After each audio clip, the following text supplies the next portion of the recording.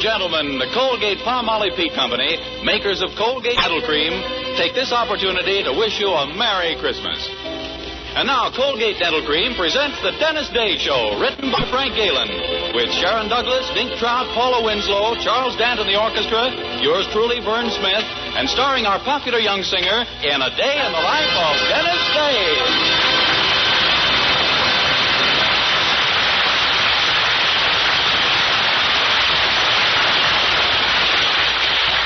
Here's Dennis to sing A Gal in Calico.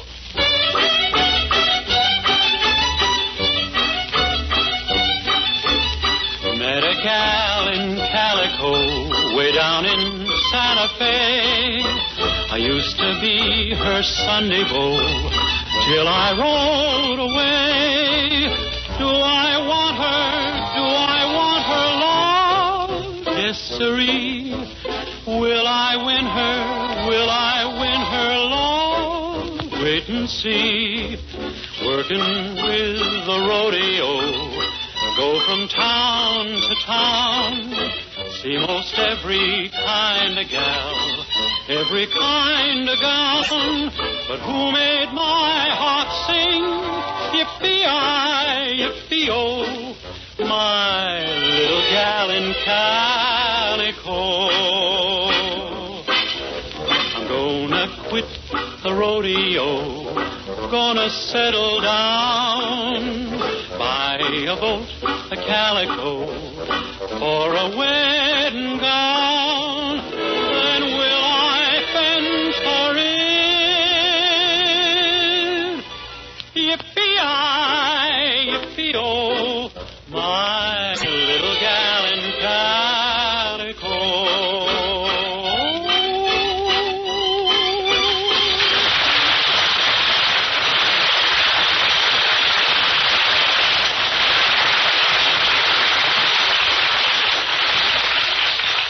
Most of you know our young hero, Dennis, very well by this time, but those of you who will be making his acquaintance for the first time on these Wednesday nights would probably like to know just what sort of person he is. Well, let's ask the folks who know him best. First, there's his landlady, Mrs. Anderson, who runs the boarding house in Weaverville where Dennis rooms. Mrs. Anderson, what's your honest opinion of Dennis Day? My opinion of Dennis Day is that he's a 22-year-old boy. Well, yes, of course, but what sort of 22-year-old boy? Well, I'm sorry, but that's as far as I'd care to go on. Well, it's a fact that Dennis has never managed to get into Mrs. Anderson's good graces. Now, Mr. Anderson, on the other hand, kind of likes him, although he's never come right out and admitted it. And just why haven't you, Mr. Anderson? Well, it all goes back to when I first married my dear wife. Or, as I like to call her, the big woman. Go on, Mr. Anderson. You see, when we were married, we made a pact, Poopsie and I. We decided we'd always think and act as one person. Of course, I didn't know then that the one person would turn out to be Poopsie. Oh, I see. Well, there's one member of the Anderson family who likes Dennis and makes no bones about it. That's their daughter, Mildred, our young hero's girlfriend. Right now, on this fine Christmas morning, she's carefully planted herself under the mistletoe in the Anderson living room as Dennis comes down for breakfast. Morning, Mildred. Merry Christmas. Merry Christmas, Dennis. Boy, I sure am hungry this morning. See you after breakfast, huh? Why, Dennis, wait. What's the matter? Well, don't you notice? I'm standing someplace. Well, that happens very often when you're not sitting down. I don't mean that silly. Now, look around carefully. Don't you see anything different? You're wearing a new dress? No, higher. You washed your face? Dennis, what's over my head? Here. I mean on the chandelier. Don't you see what's tied to it? A piece of mistletoe. Oh, I see now. Pretty, isn't it? Oh. Dennis, I'm standing right under it. Well, don't worry. A little thing like that couldn't hurt you if it did fall off. Didn't you ever hear of mistletoe, Dennis? If a man happens to find a girl standing under it, he can kiss her. Gosh, really? Yes. And you happen to find me standing under it. Well. Oh, I couldn't take advantage of an accident. But it wasn't an accident. accident, Dennis. I stood here on purpose. Mildred, I did it so you'd kiss me. I want you to kiss me. you women are all alike. No one wants my brains, only my kisses. Dennis, I want you. I know how desirable I am, but you should fight it. I'm tired of arguing about it. Come here, Dennis Day. Please, Mildred, you're mussing my hair. I don't care. Now stand still. Well, so that's the sort of thing that goes on in my house. Mother. Hello, Mrs. Anderson. What's new? Don't put on any act with me. I saw you kissing my daughter. Give me one reason why I should walk in and find such a thing going on. We didn't expect you.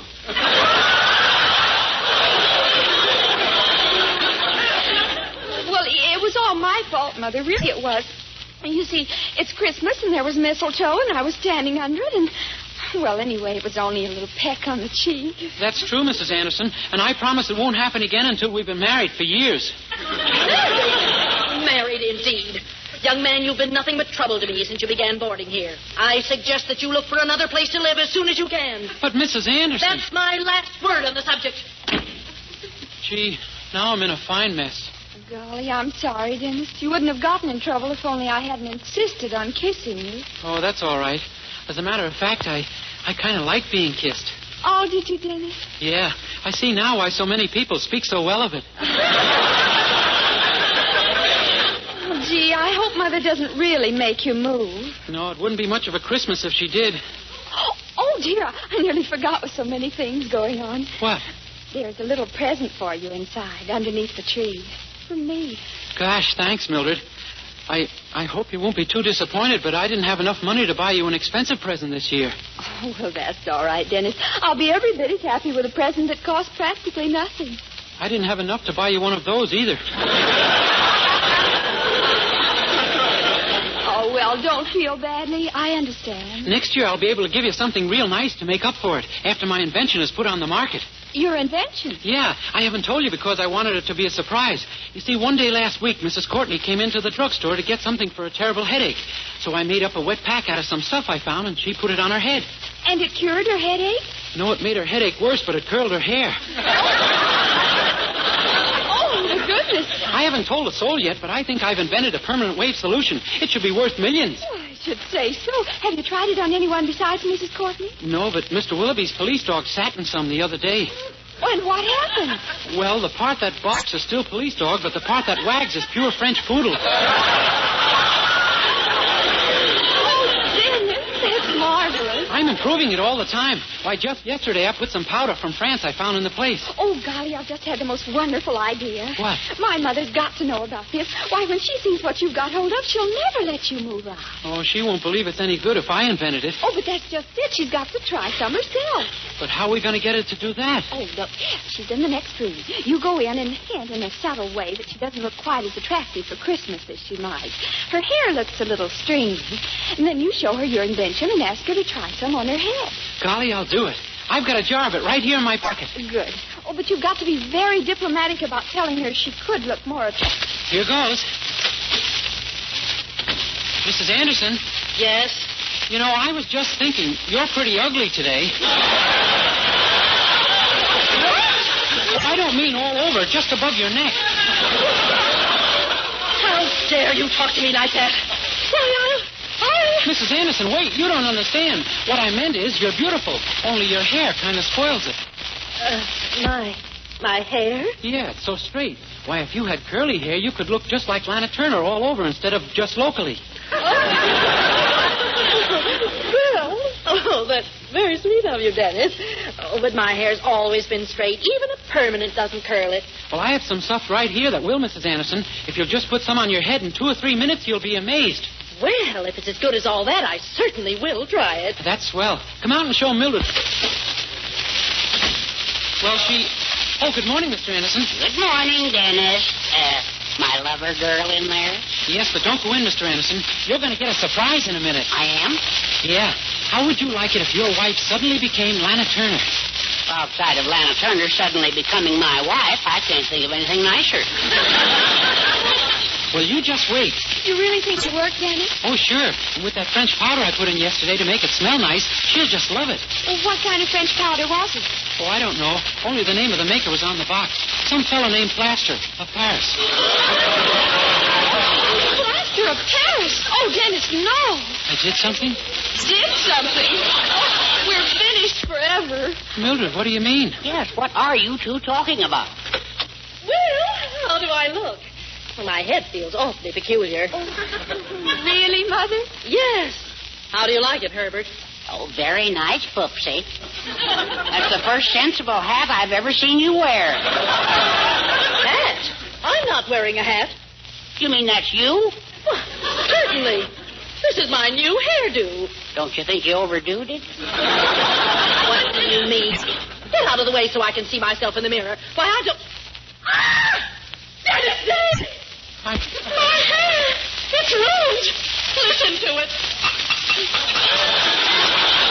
Oh, there's nothing to worry about, Mrs. Anderson. I'll have your head in fine shape as soon as I get hold of a hammer. Oh, a hammer? Yeah, that's the only way I can get that shiny white crust off your head. Fine thing. It was supposed to be Lana Turner and me. Now it's the egg and I. Oh, here, use this, Dennis. The fire tongs. Okay. Hold still, Mrs. Anderson. Oh. There, see? Dennis Day, I told you once today to leave this house as soon as you can. Well, I can't wait. You're leaving this instant. Mrs. Anderson, I was only trying to help. Get out of my sight. That's final. Come, Herbert. Gee, didn't turn out to be a very Merry Christmas, did it, Mildred? No, I'm afraid not. Oh, but don't worry, Dennis. We'll find some way to see each other. Gee, I hope so. Oh, well, Dennis, listen. Yeah, a bunch of kids singing carols. It'd be kind of nice to have them in, wouldn't it? Yes, it would. Open the door, Dennis. Let's have them in. Okay. Hey, fellas, come on in. Mrs. Anderson may have something for you. Okay, come on, guys. You better shake the snow off your shoes. Mrs. Anderson is very particular about her rugs. Come on in, boys. Yes, ma'am. Thank you, ma'am. Thank you, ma'am. Hey, what about that little fellow out there in the snow? Isn't he coming in? Nah, he don't sing with us. He just follows us around. Yeah, everywhere we go, he tags along. We can't get rid of him. He's a pest.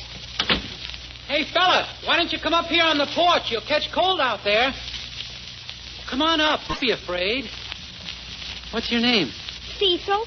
Oh, your name is Cecil, huh? Yes, sir. Cecil. Well, come on up, Cecil.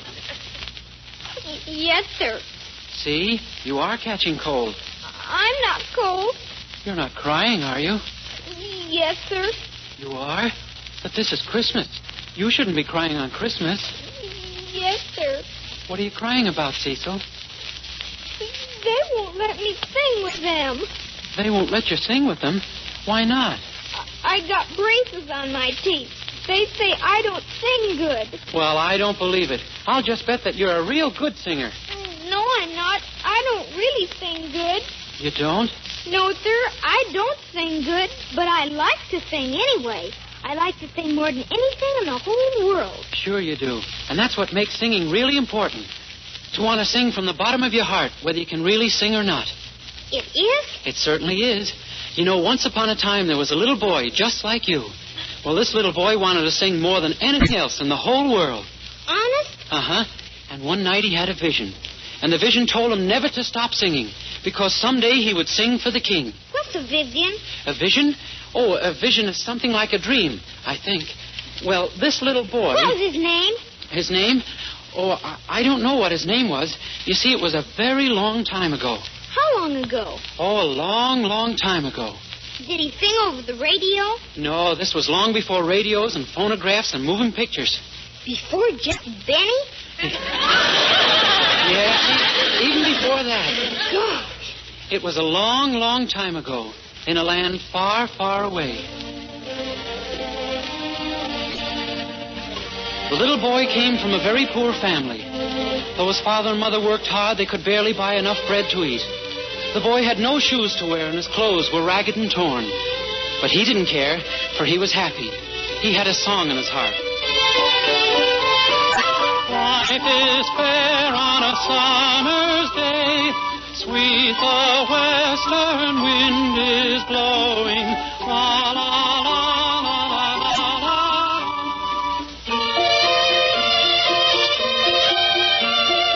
One day his father called the boy to his side and said, "Why is it, my son, that you always sing? We are poor and have little for you to sing and be happy about." And the boy answered, "I am happy, Father, for someday I know I shall sing for the king." And his father said, "That foolish vision of yours. You must forget such nonsense. For a poor ragged boy like you will never sing for the king." And the boy said, "Told me so. It was so clear to me, Father. A voice spoke to me and said that I had been chosen to sing for the king." The boy's father was sorely troubled. He shook his head sadly and sighed. "My son, you must put such idle dreams out of your head. For tomorrow you shall start to work for the rich landowner who lives on the hill." "Gladly, Father, and I shall sing as I work, for someday my song will be heard by the king." The boy's father returned to his work, knowing that his words could not shake his son's faith in his vision, his tattered clothes flapping in the breeze, and his shoeless feet kicking up the dust. The dust rose and danced with the sunbeams, leaving a happy trail behind the boy as he sang. "Life is fair on a summer's day. Sweet the western wind is blowing. La, la, la, la, la, la." And so the boy went to work for the rich landowner. He tended to the flocks of sheep and to the goats. At dusk, when the boy would drive the flocks home from the meadows, the hooves of the animals would make a gentle sound on the road. And with this as music, the boy would sing. "Life is fair on a summer's day. Sweet the western wind is blowing. La, la, la, la, la, la, la." One day, not long after, the landowner called the boy to him and said, "Hearken to me, boy. I pay you to care for my flocks, not to fill the air with your incessant song." "I'm sorry, master. I meant to bother no one with my singing. The sheep and the goats don't mind." "I am neither a sheep or a goat, so I mind." "You see, master, I must sing, for someday my song will be heard by the king." "Ah, you are mad, boy. Yea, mad and also stupid. Sing for the king. Be gone with you. Be gone with you." "But, master, I shall sing for the king. You will see." And so it came to pass that the boy, laughed at and ridiculed by all who knew him, left and went to the great city to sing for the king. Never had the boy seen such a city. Great buildings lined the streets, and the greatest of all was the palace of the king. There were many steps that led up to the palace gates, and the gates themselves were as tall as a tree. He felt very small and afraid as he ascended the steps. He would have run away, but he kept thinking of his vision. With this to give him strength, he was no longer afraid. He climbed and climbed, and finally, tired and out of breath, he reached the uppermost step.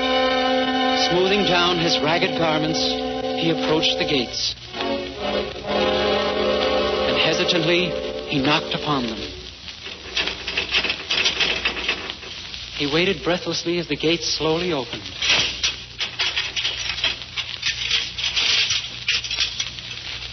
"Who knocks at the palace of the king?" The boy looked up at the tall guard and said, I did. "Ragged beggar, what is it you want?" I am not a beggar. "Speak up! What is it you want?" I have come because of a vision. I have come to sing for the king." "You? Sing for the king?" "You, a ragged beggar boy, have come to sing for the king." The guard laughed and laughed. Other guards came, and they too joined in the laughter. They laughed even more when the boy told them of his vision. Then, tiring of their laughter, they picked the boy up and cast him down the many steps to the street below, and slammed the gates shut. The boy picked himself up out of the dirt at the bottom of the steps, and sadly, with his head bent, he walked away from the palace. That night, weary from his journey, and unable to travel further, the boy stopped to rest by the side of a hill.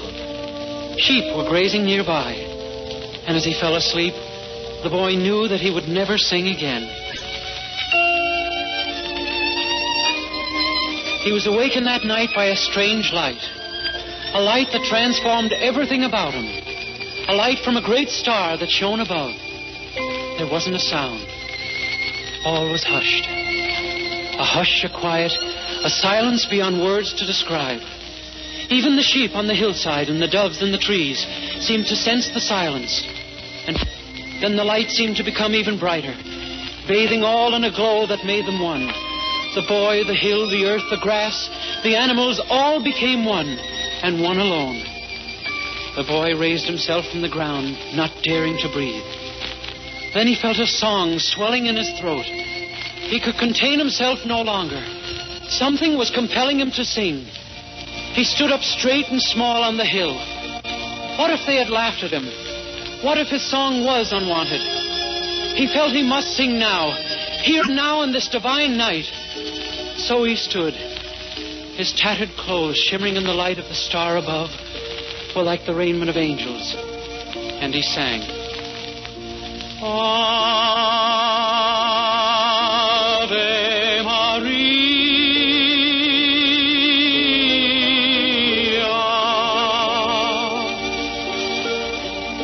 gratia plena, Maria, gratia plena,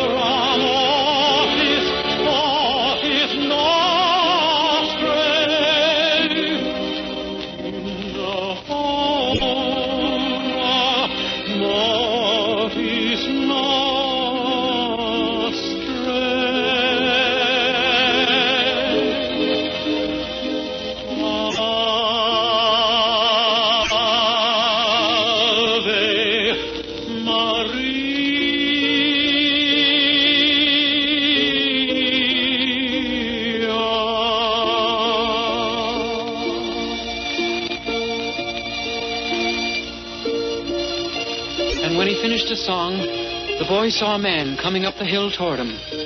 The man was a shepherd, and he carried a crooked staff. The boy said, "I thought I was alone here on the hill." And the shepherd said, "You will never be alone again, boy. No man will ever be alone again." And then the shepherd turned and pointed down the hill. And the boy looked and saw a small stable nestled below. And the shepherd, turning to the boy, said, "Tonight, my son, you sang for a king.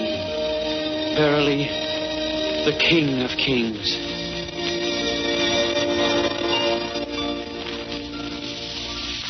And so you see, Cecil, if your heart is full of song, you must sing. Oh, I didn't know you folks were listening. It was a lovely story, Dennis. It was beautiful, Dennis. Yes, it was. Yes, it was a very nice story. And I'm sorry I got so angry with you. I hope you forgive me, Dennis. Oh, sure. That's all right, Mrs. Anderson. Cecil, would you like to sing with us? Oh, gosh, I'd love to sing with you. I'd love to sing with you. Will you let me, honest? Will you let me sing with you? Sure. How about we all sing together?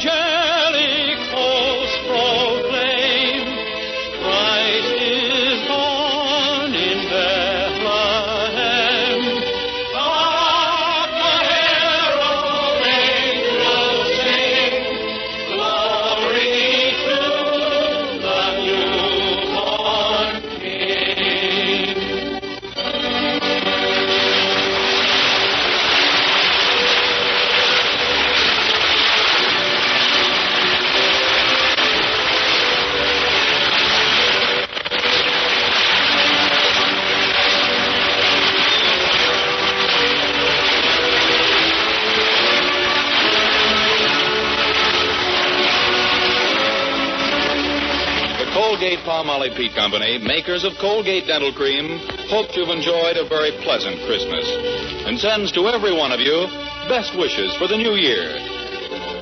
Dennis Day can be heard with Jack Benny every Sunday. And be sure and be with us again next week for another Dennis Day program. More songs, more adventures in the life of our star, Dennis Day.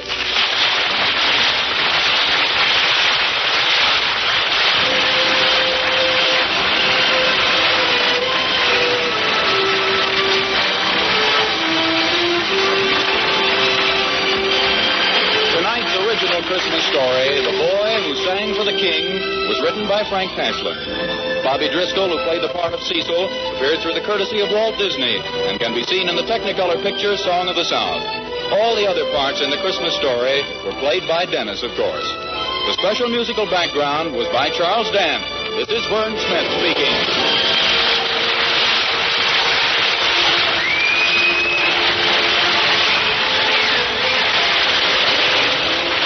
This is NBC, the National Broadcasting Company.